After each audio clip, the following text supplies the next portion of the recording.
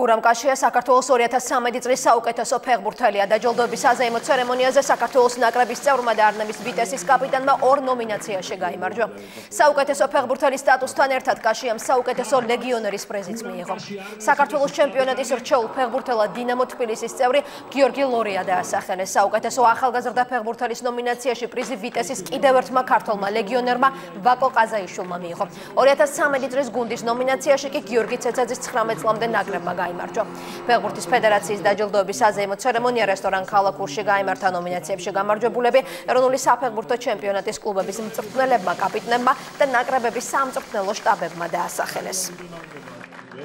წელს რაც შეეხება, დღეს თამამად შემიძლია რომ თქვა, რომ წარმატებული წელი იყო ჩემთვის. სანაკრებო დონეზე სამწუხაროდ არ იყო წარმატებული, უფრო მეტი შეგვიძლია და უფრო მეტი უნდა გავაკეთოთ და ამ წლის ბოლოს ვუსურვებდი ნაკრებს, რომ მომავალი წელი ყოფილიყოს უკეთესი ვიდრე ეს. გახარებული ვარ ძალიან, რომ გავიმარჯვე საქართველოს ჩემპიონატის საუკეთესო ფეხბურთელი მე გავხდე. არ ველოდი სიმართლე რომ გითხრათ. რო თქვა რომ მანდ გრანდიოზული წელი იყო მეთქი, მოგატყუით, მაგრამ იყო სიხარულიც ამ წელს და იყო ტკივილიც. ძალიან გახარებული ვარ პირველ რიგში. დიდი მადლობა მინდა გადავუხადო ყველას, ვინც მე ამირჩია. მნიშვნელოვანი წელი იყო ჩემ ცხოვრებაში ეს 2013 წელი და ძალიან გახარებული ვარ.